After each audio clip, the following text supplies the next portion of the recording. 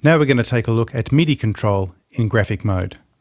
Now we've already explored the MIDI in the auto mode. So over here we've already seen how we can use target notes via MIDI and actually play MIDI notes on our keyboard or play a MIDI file into auto tune to adjust things on the fly. Well, we've got a similar control here in graphic mode, but it gives us even more control if we need it. So I'll play you this one line now as an example. So here's the raw data again. I'll bypass auto tune.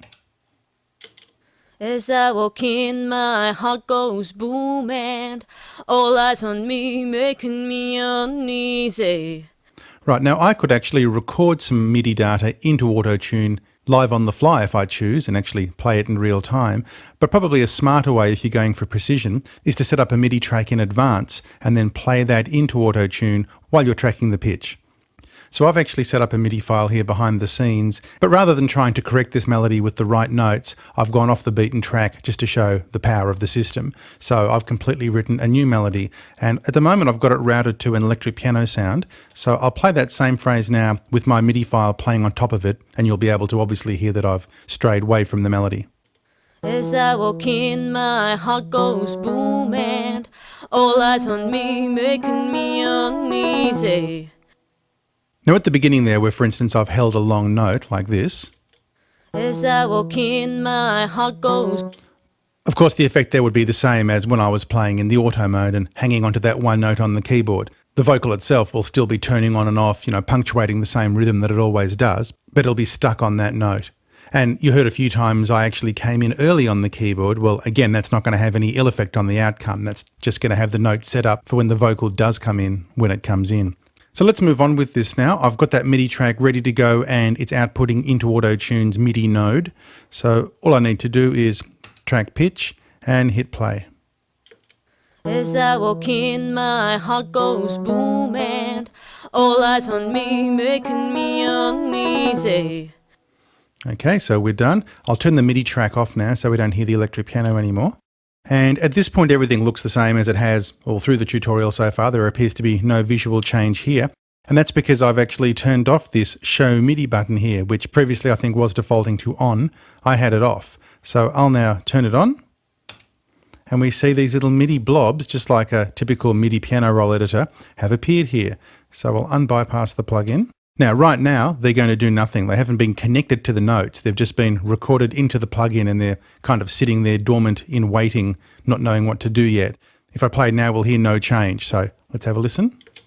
As I walk in, my heart goes boom, and...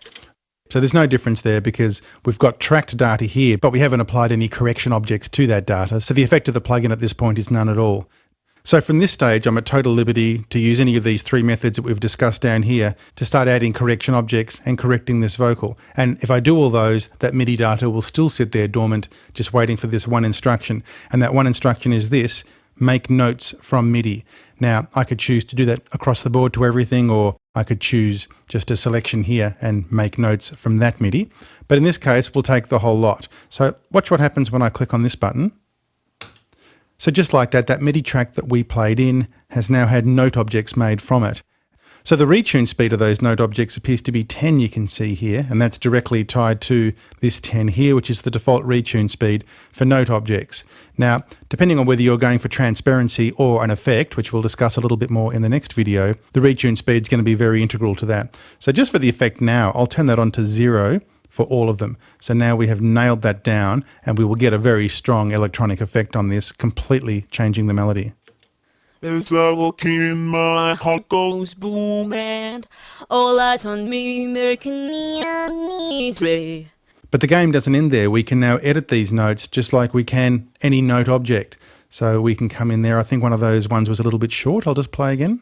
As I walk in, my heart goes boom, and... Right, this one and here, the note object stops while the note is still going. So we can zoom into there and I can come over here and just lengthen that. Or furthermore, I could have just used the note tool or any other object tool and turned it into anything else.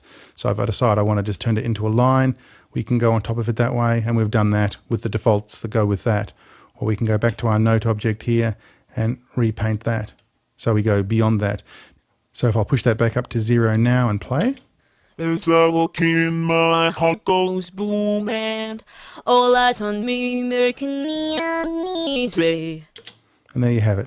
So there we go. That's how you import MIDI into the graphical mode and make adjustments from there. Next up, we're talking about special effects. See you then.